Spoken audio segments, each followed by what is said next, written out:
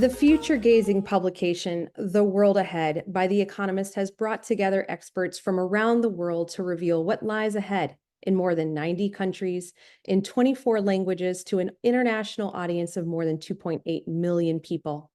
During this era that feels unpredictable and unprecedented, their insights are essential reading for individuals and policymakers and professionals alike. The council has had a long-standing relationship with The Economist, where we have been able to bring expert-level analysis of existential issues straight to you.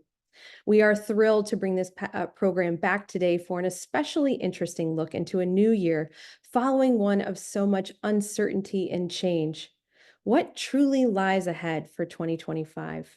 Hello and good morning. Welcome to the program. I'm Liz Brailsford, President and CEO of the World Affairs Council of Dallas-Fort Worth. Our program today features Tom Standage, Deputy Editor of The Economist, in conversation with Council President Emeritus Jim Falk. If you haven't yet, I highly recommend you subscribe to The Economist and keep up to date with the world ahead. I'd like to thank Global Santa Fe, World Affairs Council of Connecticut, World Now with Jim Falk, and the World Affairs Councils of America in Washington, D.C. for partnering with us on this webinar. We really appreciate the ability to work together on all of these virtual programs. I want to take a moment to thank our institutional partners, AT&T, AECOM, City of Dallas, Dallas College, Fidelity, Frost Bank, Goldman Sachs, Harwood International, Haynes and Boone, Hillwood, Jackson Shaw, Lockheed Martin, NEC Corporation of America, PNC Bank, PwC, Sidley Austin, SMU, Cox School of Business, Truist Bank, and Vistra Energy. Our council, just so you know, will be taking a programming break until early January for the holidays. So keep an eye on our emails and look at our website at dfwworld.org to look at all of the programming that we have coming up right after the break.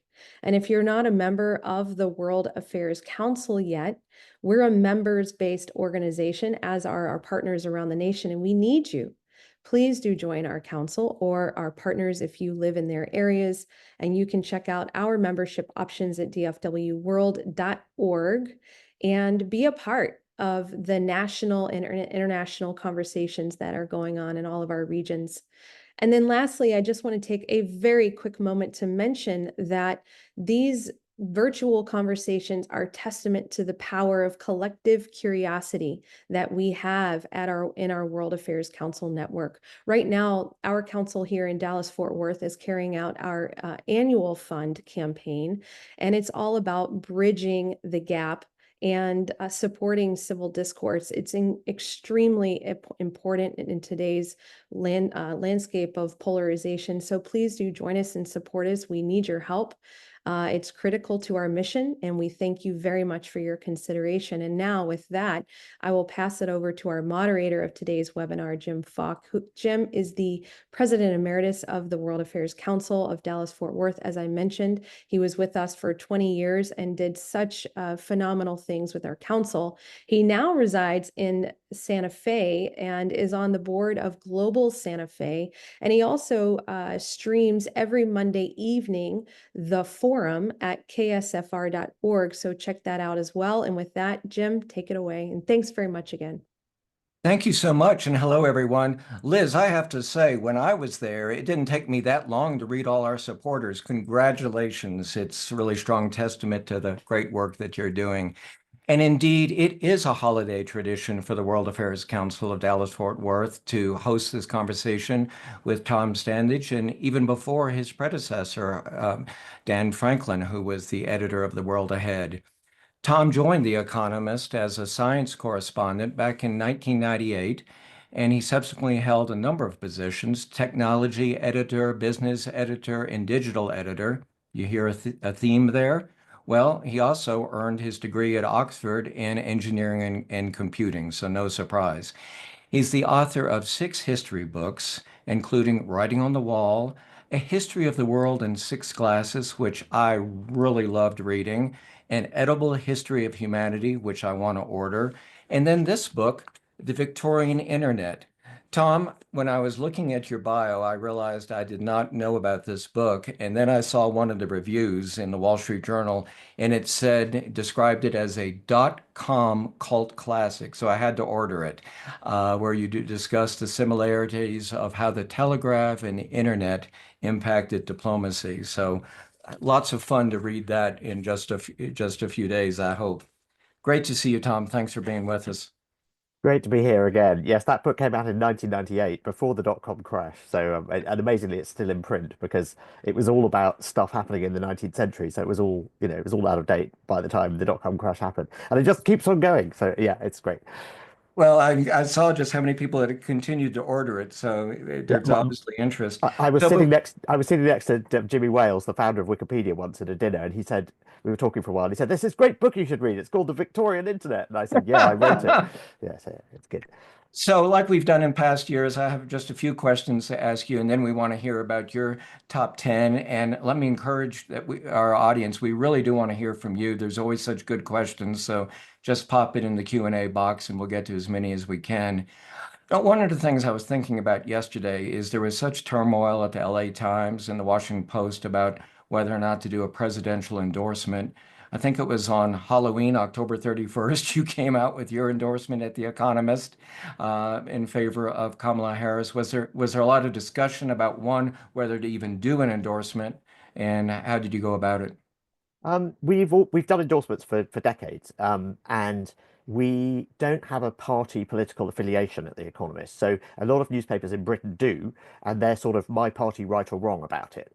So the Daily Telegraph is never going to support a Labour Prime Minister. That's just not what it's there for. It's the kind of the party journal of the Conservative Party. So we're slightly different at The Economist. We are very open about our bias, such as it is, which is for liberalism in the 19th century sense. So for free trade and for sort of personal freedom as well. And that has led us to endorse both Republican and Democratic candidates in the US in the past. We also say, if we had a vote in other elections around the world, in Britain, in Nigeria, in India, in South Africa, wherever it is. And very often what happens is the local press will say, oh, this British newspaper is meddling in the politics of, this country or that country, and they should stay out.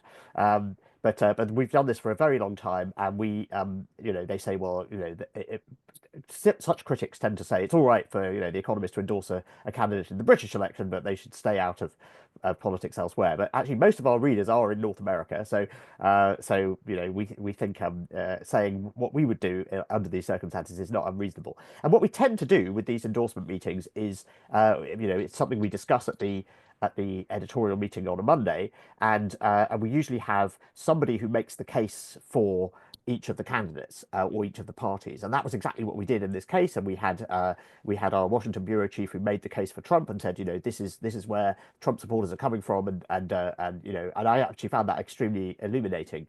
And then we had someone else who made the case for Kamala Harris, and then we discussed it, and and then we made our decision, and that tends to be how it works. And I remember some of these meetings. I don't think it was terribly surprising that we endorsed Harris, but I remember when we endorsed George W. Bush. I think it must have been the first time around. I remember being quite surprised that I thought that meeting could have gone either way. And I think we endorsed him because we thought he was more of a free trader than Al Gore would have been. But I have to say, it's not a foregone conclusion, and it's not the editor saying I'm going to do this. And what it most certainly is not is like some proprietor saying you have to support this candidate or that candidate, or you have to not support anyone at all because it will make me look bad. So The Mhm. Economist is extremely independent. We have quite a large number of shareholders. None of them has a decisive, even the larger shareholder, which I think has about 40% of the shares, can only vote 20% of them, and there is absolutely no editorial influence that those shareholders hold. And so this is really unusual. We really can do whatever we want Yeah. and say whatever we want, and our shareholders understand that, and Well, they do not try to influence that decision. That is a very different situation from what we saw at the LA Times and the Washington Post, where the proprietors were clearly worried that endorsing someone who wasn't Donald Trump would cause problems with Donald Trump down the line. And that's, I think, an indictment of the way things are going in US media. Unfortunately, there isn't the same degree of independence that we have. Well, I think that's one of the reasons you have so many subscribers in North America. I know your production schedule for the world ahead must be almost a nightmare at times, but this year it had to be extremely difficult because you really didn't know what was going to happen on November 5th, and you aimed to publish when in mid-November. We aimed to publish just before Thanksgiving. So we knew that we were coming out on November the 23rd. And so we knew we had to close our pages on November the 15th. So we had 10 days after the election. So I was hoping for a decisive, victory one way or the other. And that's exactly what we got very, very quickly. It was kind of like the old days, actually. We haven't had an election where you got a result this quickly for a while. I think since Bush 2, I think. Or maybe no, maybe we did with Obama. But I was worried that we would have something like what we had in 2020, where there was a week or so of to and fro, and then of course the nightmare scenario was 2000, where we didn't get a result until almost Christmas, right? So that was really what I was concerned about, that we were not going to know. In the event, we did know very quickly, and we were able to adjust things appropriately, and change the slant of some of our coverage. I mean, for example, the impact on Latin America. We ended up actually having an entirely new lead article in the Americas section, because it was clear that the sorts of things that Trump was talking about, that Latin America was going to bear the brunt of a lot of his policies. So on immigration and tariffs in particular.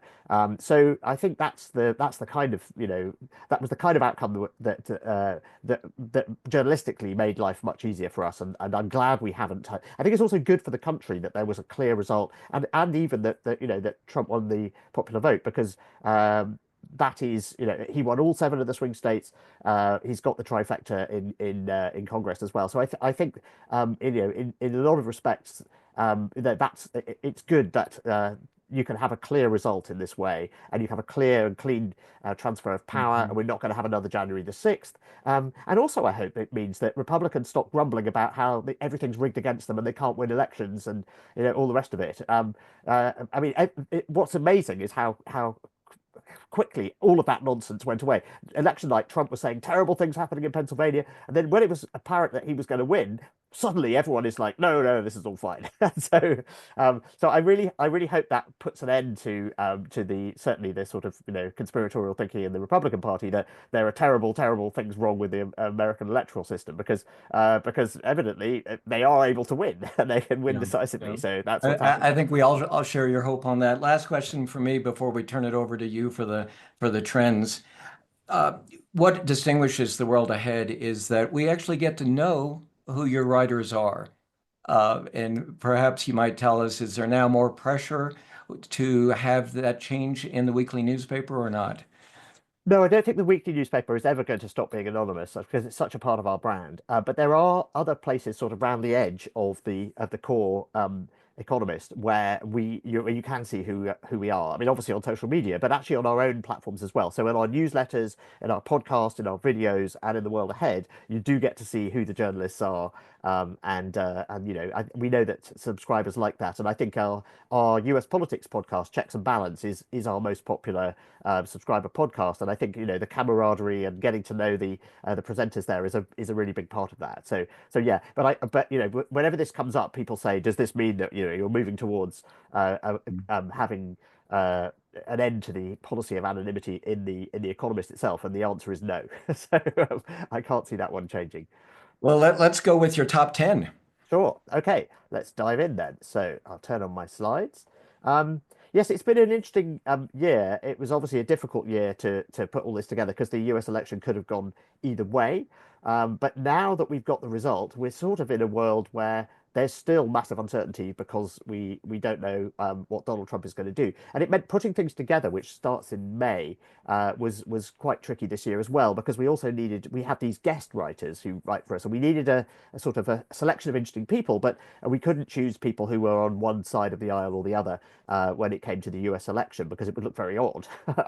So I'm actually very pleased with the selection we ended up with. We have Javier Milei, the president of Argentina, who is now arguably the sort of foreign leader that the incoming Trump administration is looking to most closely as a sort of model for the kind of radical changes that they might make. If you look at what he's done to the Argentinian economy, some really, really dramatic policy changes, which he's been able to do because he's essentially come from outside of politics and has not got a sort of big constituency of people who say, no, you can't do that. And it really is breathtaking how decisive, I mean, whether you agree with his policies or not, just, really radical change. This is what it looks like. The man who campaigned with a chainsaw, and boy, is he delivering on that. We also have Edgars Rinkēvičs, the president of Latvia, who is, potentially right on the front line with Russia there. And he's writing about European security. We have Fei-Fei Li, the godmother of AI. It was her lab at Stanford where the ImageNet contest happened in 2012, and that's now regarded as the beginning of the modern AI boom.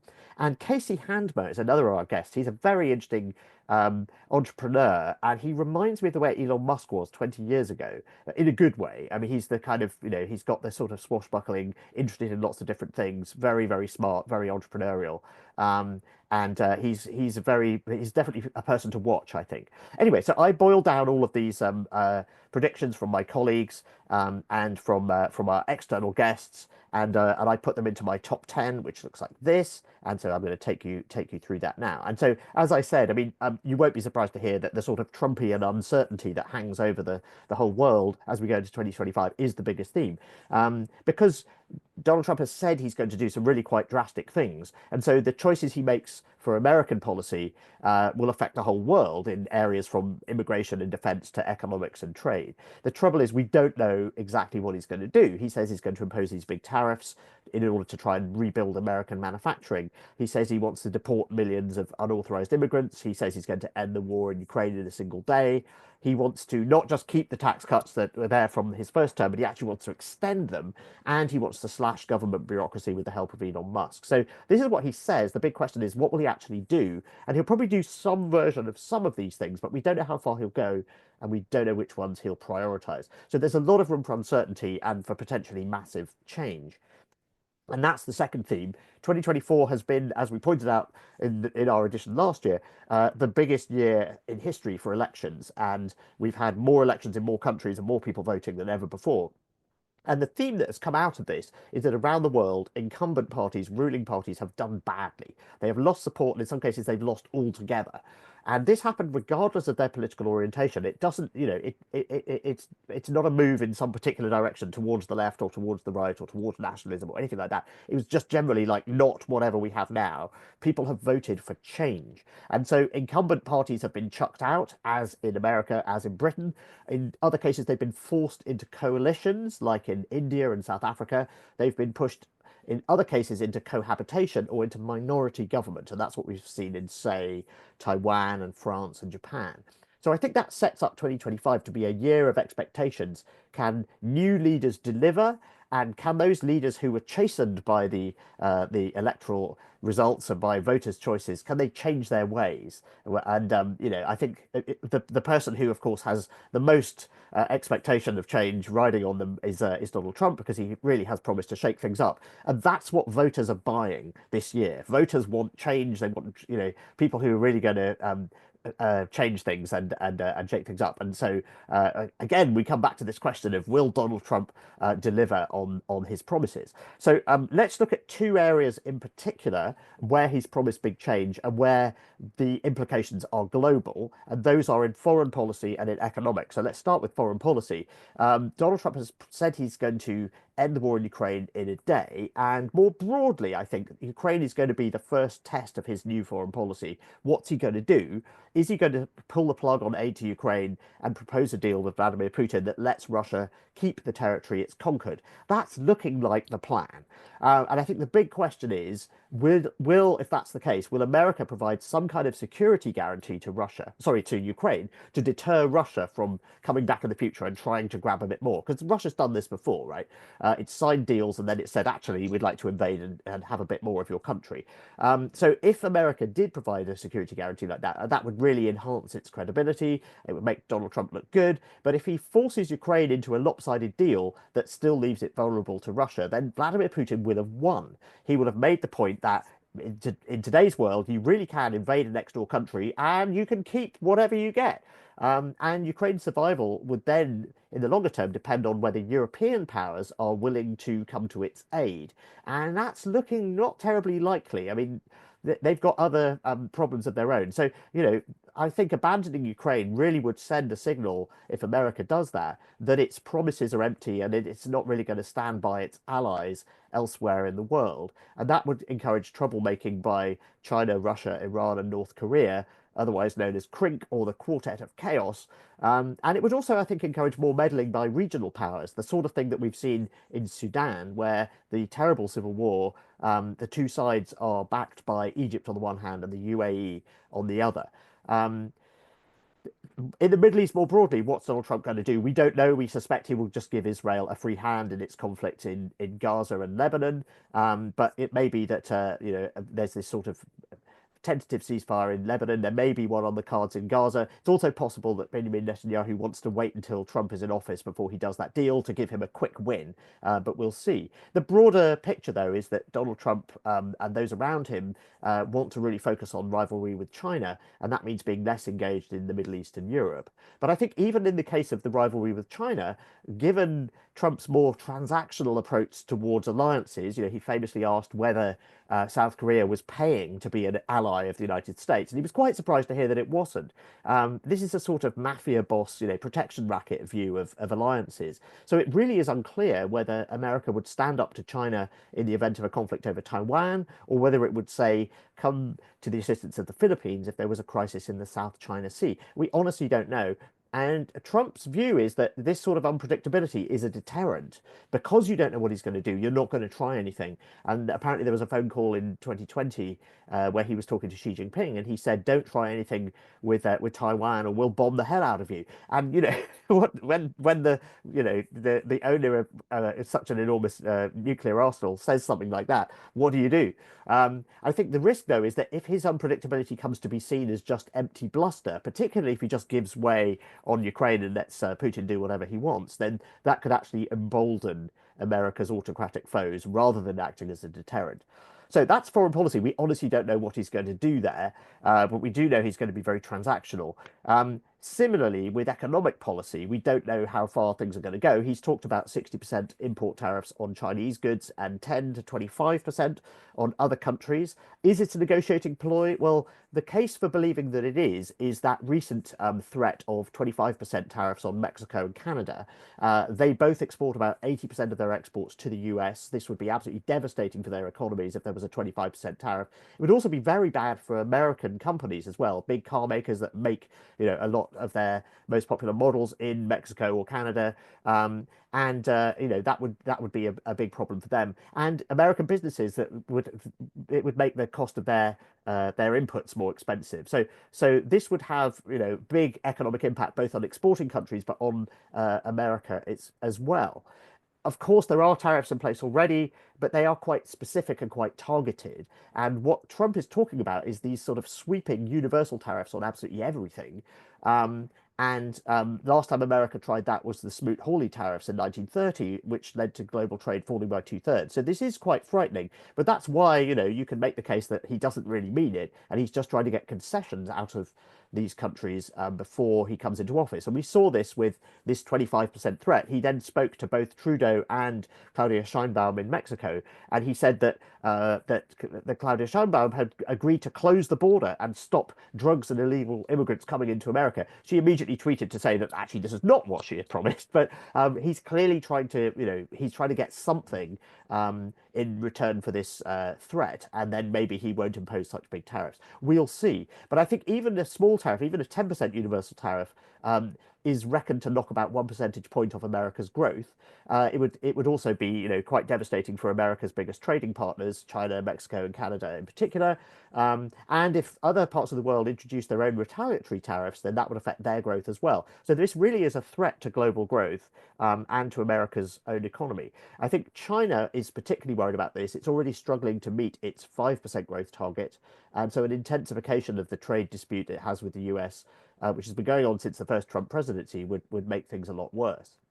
Now, staying with China for a bit, um, what China has been doing in response to the fact that its domestic economy is much weaker as a result of a crisis in the property industry, it's been focusing on export-led growth, and in particular, exports of solar panels, batteries, EVs, so clean technology.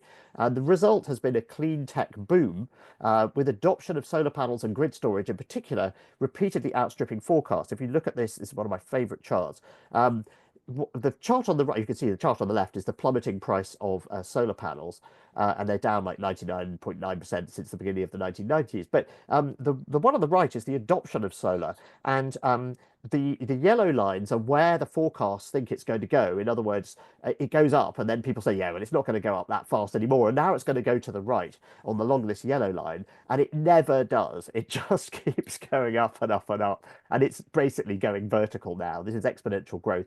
It really is extraordinary. This is very good news that the forecasters are persistently too pessimistic, because it means that adoption of clean tech is happening much more quickly than people expected.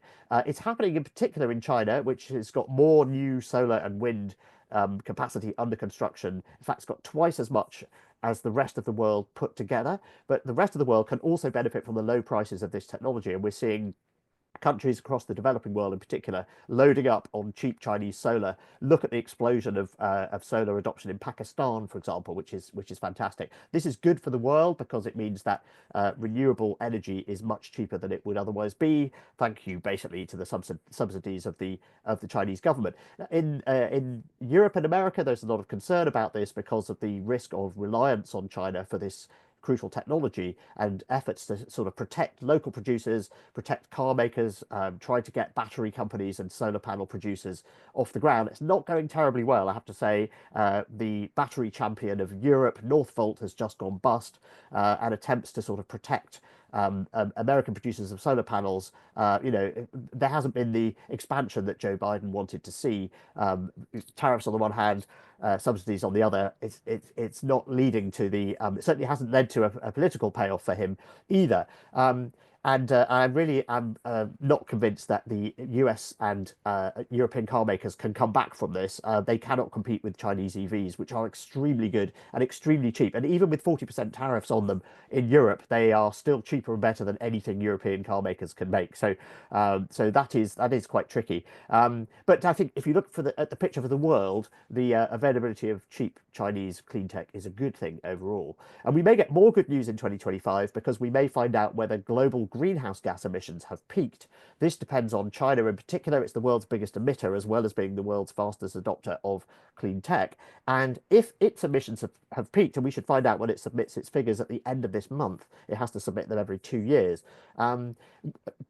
A lot of analysts think that its emissions actually peaked in 2023 and have been falling in 2024. And if that's true, then global emissions will also have peaked.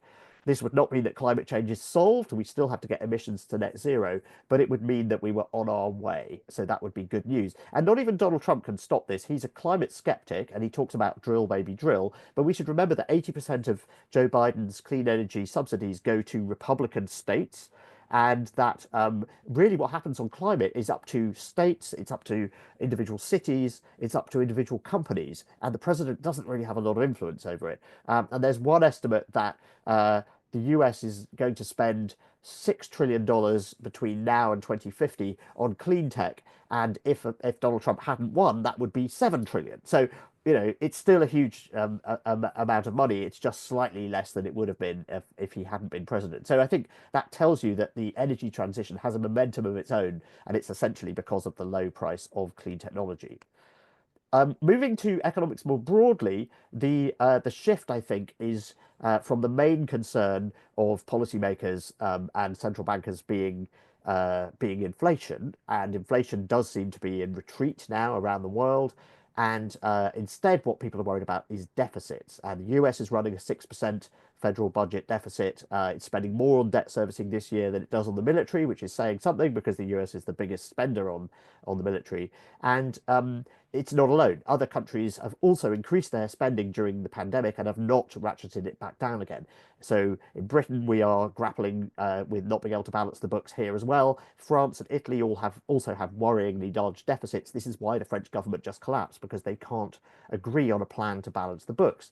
So we did not hear about austerity during the elections of 2024. Both Kamala Harris and Donald Trump promised policies that would have increased the size of the deficit. In Kamala Harris's case, not by quite so much, but Donald Trump is talking about some really quite dramatic increases in spending, well, by cutting taxes. He wants to blow up the deficit, and did a pretty good job of blowing it up in his first term. So what do you do about this? Well, he says he's going to cut spending, and that Elon Musk is going to help him balance the books that way. We'll see. The difficulty with getting rid of a deficit is you either have to increase taxes, cut spending, some combination of the two, or boost growth. And all of those things are quite tricky. I think the US has quite rapid growth. The danger, though, is that Donald Trump's tariff plans put that growth in jeopardy. It would reduce growth in the US and elsewhere, making deficit reduction harder. The other thing is that his tariff plans are, in effect, a sales tax on US consumers. He talks about tariffs as if they are something that is paid by exporting countries, and that by putting tariffs on China, you're basically helping yourself to money from China. This is not how tariffs work. They are paid for by importers in the US, who then pass the prices on to customers. And we saw this in the first Trump term with things like tariffs on white goods, on washing machines. They basically just got more expensive for American consumers. And so the risk is that this actually reignites inflation, because if you increase prices for consumers, that's inflation. And so we'll see what happens. But I think the danger here is that that what he's doing is incompatible with his desire to cut taxes, and no amount of government spending is going to get you there unless he's prepared to cut military spending. This doesn't add up. And tariffs are not a magic money tree that will cure all of America's problems. So yeah, difficult choices loom around the world, because many countries have deficits that they want to deal with. And in Europe, many countries want to increase their defense spending, but that increases the difficulty of balancing the books. So that's really tough. So we're going to have a lot of arguments about balancing budgets next year. And in fact, Donald Trump may face opposition from his own party, because there are still some Republicans who think that America should live within its means. More generally, this has been a year where questions of age have come up a lot. Joe Biden obviously bowed out because he was told that he was too old to run, and now America has just picked its oldest ever president-elect. So expect more discussion of age limits for political leaders. North Dakota has recently passed a law on this, setting a maximum age for its state representatives in Congress. And we actually looked at the ages of world leaders, and what we found is that world leaders are getting older all over the world as the populations age. And this is not surprising in autocratic countries, because obviously autocrats they tend to stay in power until they die. So if people are living longer, then autocratic leaders are getting older. The interesting exception is that in democracies, the average age of leaders has actually declined slightly in the last 50 years. In 1975, we had no fully democratic country with a leader under the age of 45. We now have three, which are Chile, Ireland, and Guyana. So on average, in countries where people are free to choose their own leaders, they are choosing younger leaders. The glaring exception to this is the United States, which has a lot of very old politicians. And that's essentially just because the American political system favors incumbency and seniority. Gerrymandering of districts means most political races are uncompetitive. So once you're elected, you can basically keep your seat until you die in much of America.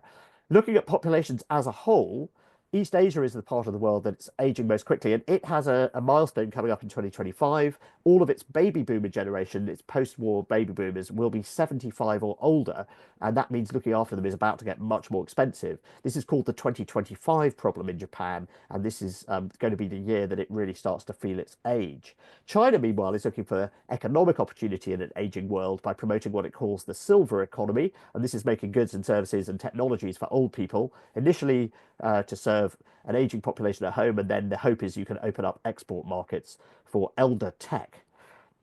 Staying with tech, it's going to be a crunch year for AI, I think.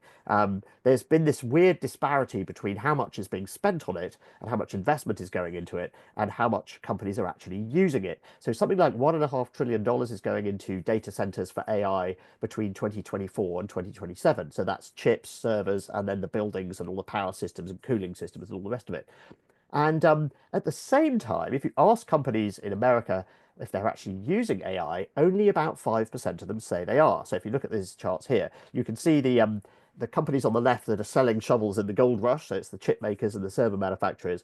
You look on the right, you've got basically a bit under 5% of companies saying that they're using AI, and about 6.5% saying they might be using it in production in core sort of business processes in the next 6 months. So this is quite a striking disparity between investor enthusiasm and actual adoption.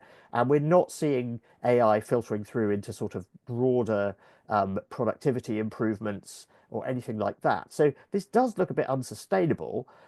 What's going on? Well, maybe it just takes time, and maybe, you know, adoption of AI, you have to retrain workers and reinvent processes and all that kind of thing. Maybe the technology needs to get a little bit better.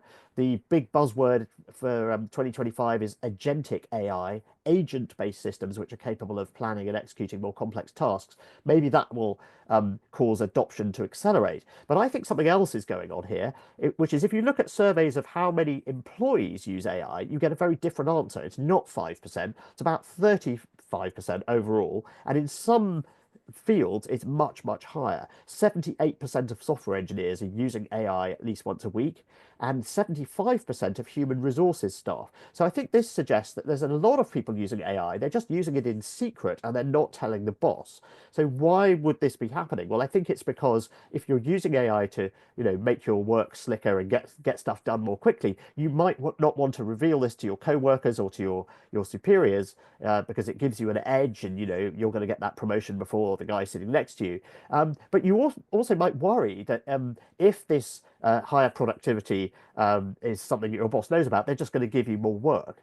Or worse still, they might say, well, train everyone in your team how to do all these wonderful things with AI, and then we can fire half of them. So I think this suggests that the AI adoption problem is as much a management and cultural challenge as a technological one. And I think to get the most out of the technology and to get adoption out there and to really benefit from it, bosses need to create an environment that incentivizes openness and experimentation rather than secrecy and suspicion, which is what we're seeing now.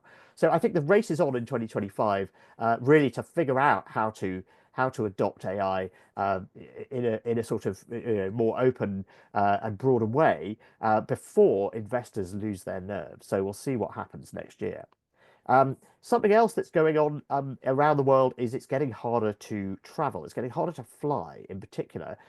Conflict is disrupting global aviation as airlines avoid conflict zones and avoid flying over unfriendly countries. If you look flying from New York to Delhi on the top map, it takes American Airlines 2 hours longer to get there because, unlike Air India, American does not want to fly over Russia. And then similarly, there's another map there showing, you know, Turkish Airlines was diverting its planes around Iran earlier this year because it was worried about a big missile strike that was about to happen. And this, you know, this makes things take longer. So we're seeing these sorts of restrictions, avoiding flying over Ukraine, avoiding flying over the Middle East, really causing problems. And there's other sources of friction to global travel as well. Europe is adding new border checks. Its borderless Schengen system is fraying, and it's introducing a sort of ESTA style system, the thing that we in Europe have to apply for to visit the United States. Well, Europe's about to do the same for everybody else, and so is Britain, by the way. And there's also been a backlash against tourism more broadly in Europe. Tourist arrivals reached record levels in 2024, finally rebounding back above their pre-pandemic level. But we've seen concern that essentially the interests of tourists are being prioritized over those of locals. In Amsterdam, in Barcelona, in New York, there have been restrictions introduced on short-term rental platforms like Airbnb because the concern is that this is pricing locals out of local rental markets. And we're seeing other measures as well. Venice has introduced an entry fee for day trippers. Pompeii is capping daily visitors, and so on. I think what's actually happened here is that tourism obviously collapsed during the pandemic, and in order to get back to its pre-pandemic level, it's been growing very quickly. It's been growing at about 50% a year. in terms of the number of international arrivals each year. And a 50% growth rate really is, that feels unmanageable if you live in a very touristified city. Previously, before the pandemic, tourism arrivals were growing at a rate of about 5%. So this does feel very, very unsustainable. But I think that the growth rate should go back to something closer to its pre-pandemic level during 2025, because that catch-up growth has now occurred. So tourist numbers will still continue to climb, but probably at a more sedate pace. And that should mean that the backlash against over-tourism should diminish in 2025. But tourist restrictions and these sorts of restrictions on Airbnbs, which affect business travelers as well, will remain in place. Finally, it's been a surprising year. We've had 2 assassination attempts on Donald Trump. We had bombs hidden inside exploding walkie-talkies in Lebanon. We had a giant rocket going to the edge of space and being caught by the world's biggest pair of chopsticks. We have North Korean troops being deployed to fight for Russia and Ukraine. We have the collapse of the regime in Syria. We had an attempted coup in South Korea. And we have Elon Musk being put in charge of a government cost-cutting initiative which is named after a crypto coin, which is in turn named after a dog meme. So if you'd been told all of this a year ago, if I'd said all of that to you when I was speaking to you a year ago, you'd have said, what are you smoking?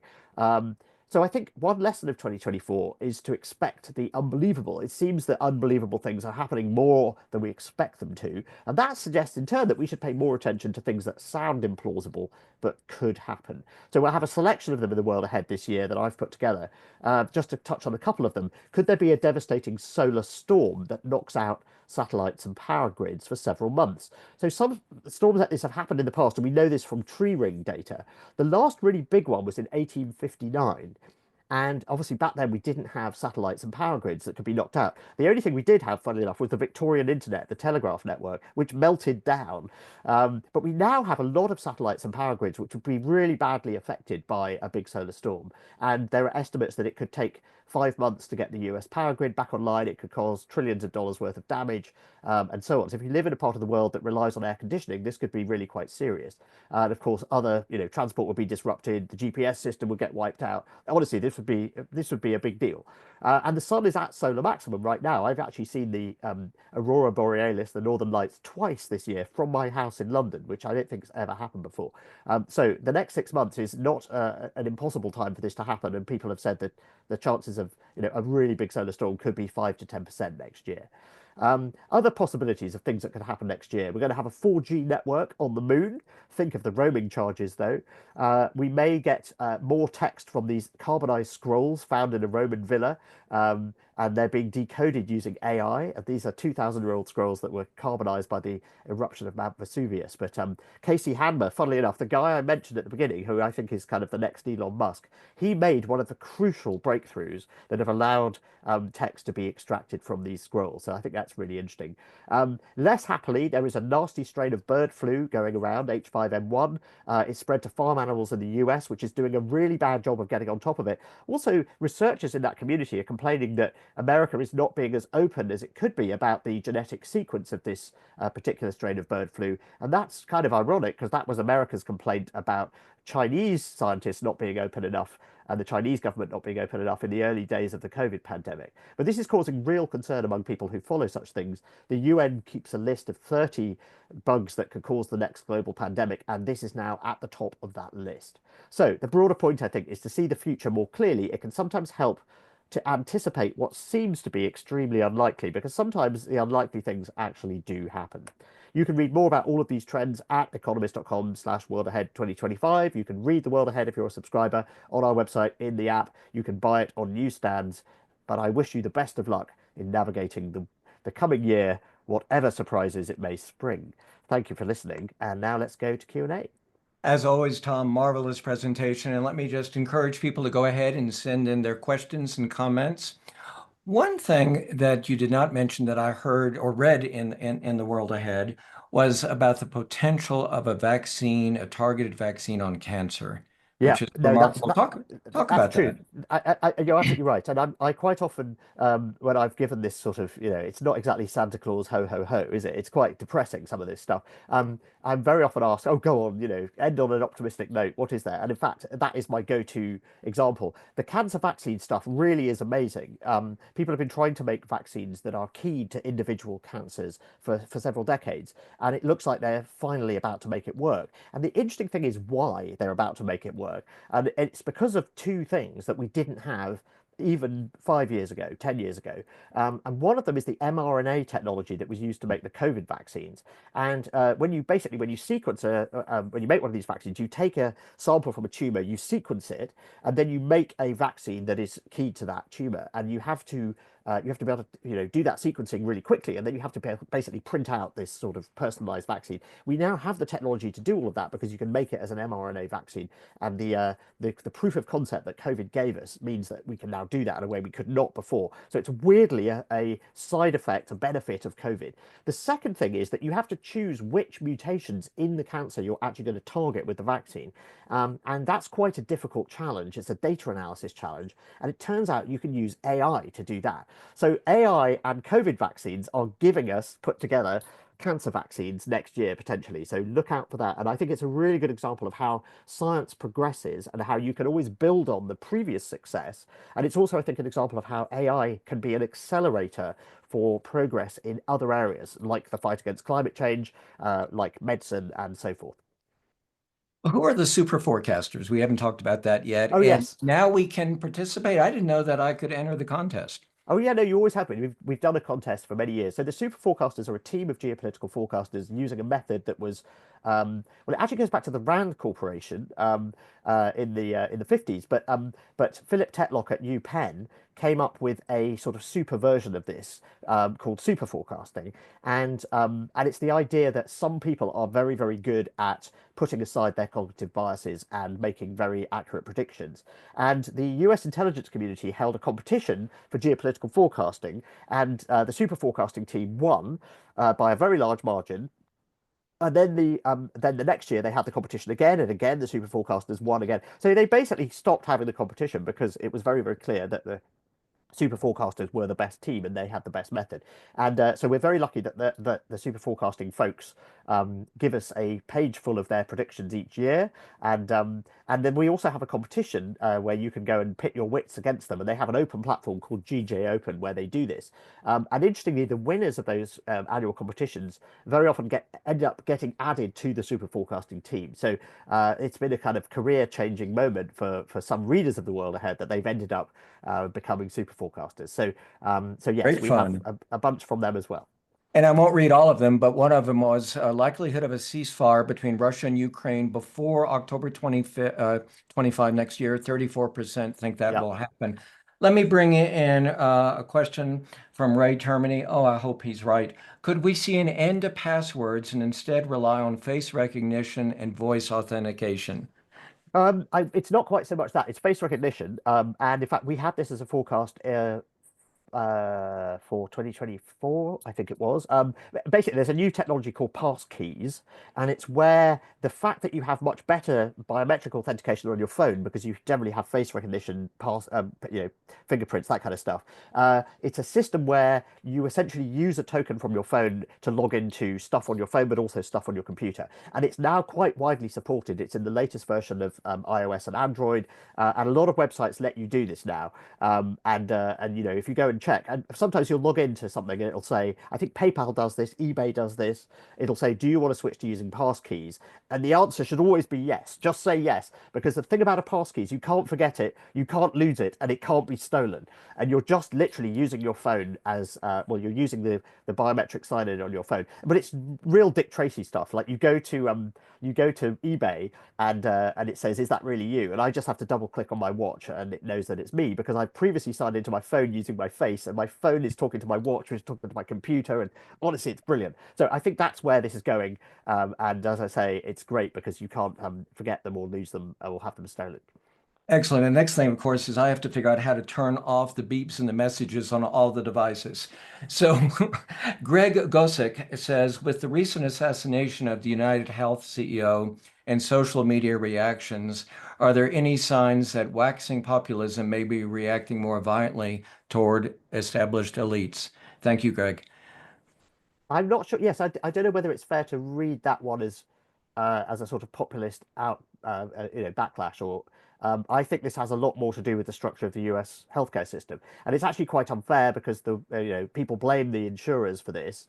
It's essentially because the insurers are the ones who have to do the rationing in American healthcare. The doctors can just sign you up for as much as you like, and then it's kind of not their problem. The doctors are never the ones who say no to you. It's the insurers, and so as a result, the insurers are hated by many Americans. In Britain, we have a national health system, and we have a formal system. I mean, it was famously called death panels once, which is not what it is, but essentially we have an institute called NICE, the National Institute for Clinical Excellence, and it decides which treatments are and are not available on the NHS.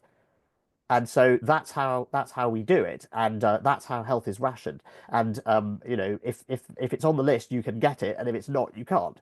And so getting on the list means that we are able to get good prices from drug companies. We can say, actually, we won't put this on the list at that price, but and there's been some quite interesting, innovative pricing models like pay for outcome. So there are some drugs that only work in some fraction of the population, and so you basically only get paid if it works, and that's, I think, quite interesting. We've seen efforts by, I think, one of the unsung things that Joe Biden has done very well is negotiating with drug companies to get drug prices down.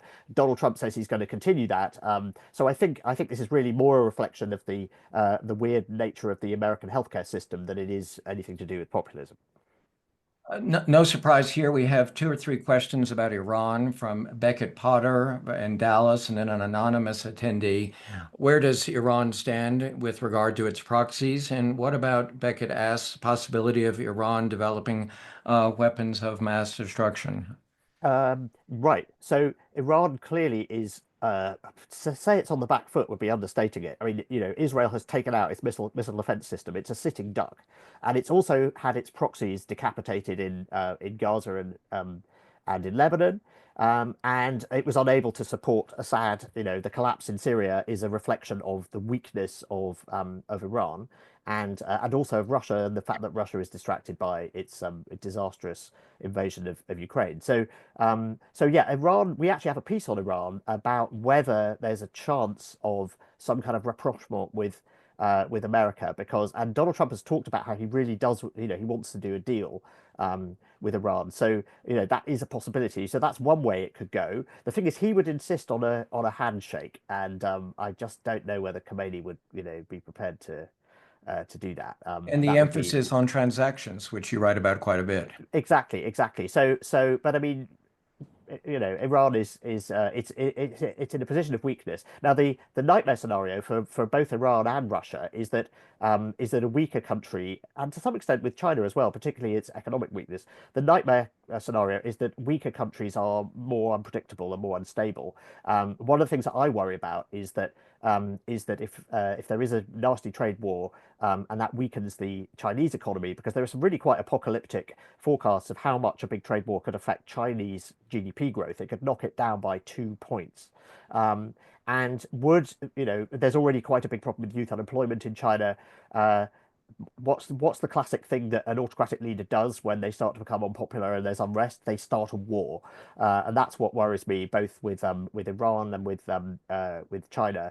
And Russia, of course, already has one, but it could escalate it. It could attack another country. So I think the optimistic view is that this is a great opportunity to do a deal with Iran, and take the nuclear threat off the table, get rid of the sanctions, and then it can sort of go back to being a normal country. But it's very hard to know, and that would involve a lot of face for its loss of face for its leadership, and so I think that would be very tricky. But Donald Trump seems to be indicating that he is up for doing a deal, and he is nothing if not a deal maker. So fingers crossed. So Richard has a very interesting question, I think. What are the likely impacts of right-wing attacks on expertise, education, and research in the United States on economic growth and national security? Yeah, well, we're about to find out, because Trump is choosing people because they look good on TV and not because they necessarily know what they're doing. And for a certain amount of time, and we've had this in Britain as well, where we've sort of introduced, frankly, quite stupid economic policies like Brexit, because people like the sound of them, but they didn't add up and they didn't make sense. And it was during the Brexit campaign that a cabinet minister here said people are tired of experts. But it turned out all the things the experts said about Brexit were right. It did, it did reduce trade, and it did reduce economic growth in Britain. And now a majority of people in Britain would like to undo it. And in fact, there was just a survey today showing that people would like to rejoin the single market, and they would accept the free movement of people to and from Europe, which is the main thing that they got rid of with voting for Brexit. They would be okay for that to come back if we could rejoin the single market and reignite trade. So I think, essentially, eventually, reality reasserts itself. So I'm sure we'll have lots of fun and games with Donald Trump trying outlandish economic policies, and we'll see whether they actually deliver the sorts of things that he says they will. And in particular on the tariffs, I mean, he thinks this is a magic money tree and that this is a way of taking money away from China. It's not. It's a sales tax on US consumers. Kamala Harris called it that in the debate. She said, "You are proposing a sales tax on US consumers." And Trump was visibly perplexed by this. He said, "What are you talking about? I'm not talking about having a sales tax." He's also talked about getting rid of income tax in favor of tariffs. But in effect, what you would be doing there is replacing income taxes with very large sales taxes. So again, this doesn't make sense. And I hope that there are enough people around Trump who will say, actually, this is not a great idea.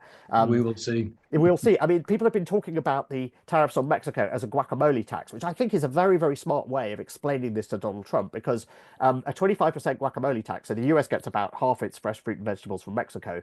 Imagine putting up the price of guacamole by 25% right before the Super Bowl. That would be, political. As someone who has an avocado from Trader Joe's almost every morning, that would be a problem. There you go. Suddenly we're getting just a plethora of questions. So we'll try to knock out. I must be being too mean about Donald Trump, so everyone wants to know. I guess. So let's see if we can hit a few of them very quickly in the remaining 3 or 4 minutes.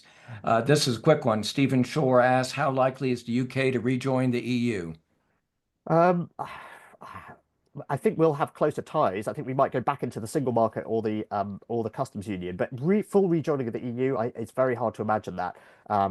I think where we're going generally is towards a more multi-speed Europe. I think we're going to build ties with our European partners, closer ties on defence. Obviously, we're in NATO. We've got this thing called the Joint Expeditionary Force. So I think the direction of travel is closer, more closeness with Europe. But I think full EU membership is at least 10 years away and may actually never happen. We may just be in a kind of outer tier of Europe, because we're not even in, we weren't in the Euro before. So yeah, I certainly not next year, and certainly not for a decade, I wouldn't have thought. An important comment from Donna Wilhelm. In addition to world conflicts affecting tourism, isn't climate change unpredictability a huge challenge to travel services? It is, and we are seeing some countries suffering from that. So Spain is becoming, and southern Italy is becoming very, very hot, and we're also seeing some countries trying to prosper from that. So you can now go to Greenland; they've just opened their first airport for tourists, and Northern Europe. So the Scandinavian countries are saying, "Come and have a coolcation here." And actually, I have been to Scandinavia a couple of times this year, and it is a very nice place to go. And it's not the kind of freezing northern wasteland that some people seem to think it is. And I'll have 1 or 2 more questions, but let me remind everybody that I'll be back on Monday with a real-time report sponsored by the World Affairs Council of Dallas-Fort Worth, real-time report on Syria with Ambassador David Satterfield, and that'll be at 1 p.m. Central Time. Hope you can join us. Just go to the dfwworld.org to sign up for that free program. So Adam Wasserman says, how long can Russia sustain the war in Ukraine, giving them out of the rising inflation? Are we too pessimistic about Ukraine's chances? I'll give you 30 seconds on that. Okay, I think basically both sides would like to do a deal next year. Ukraine is exhausted, and polls show that most people think that they should just that they should do a deal, that they should go into talks. The risk is, of course, that nothing that Vladimir Putin signs is worth the paper it's written on. But yes, this is also, Russia would also like to call an end to the fighting, because inflation at its levels, interest rates at 21%. This is is really painful for Russian business, but also if the Saudis turn on the taps next year to steal market share in oil, then that's going to make the oil price go down, and that's the only way that that Putin can pay for his war right now is by selling oil, and so it will get even harder if the oil price goes down. So yes, I think it all points to some kind of negotiated settlement next year, but let's see what happens. And there's a calendar of 2025 in April. Plan to go to Osaka, Japan for Expo 2025. And you don't want to miss the Women's Rugby World Cup in Finland, or in October, no more advertising of junk food online. Oh, that's only in Britain. That's only in Britain. I should point out. Only in Britain. Yeah, Okay. yeah, exactly. But yeah, we have a calendar of weird and wonderful things that are It happening is next wonderful. year. Tom, as always, congratulations. It's great fun reading it. Just another one of the reasons to subscribe to The Economist. Want to wish everybody on behalf of all of our sponsors, especially the World Affairs Council of Dallas-Fort Worth, happy holidays, Merry Christmas.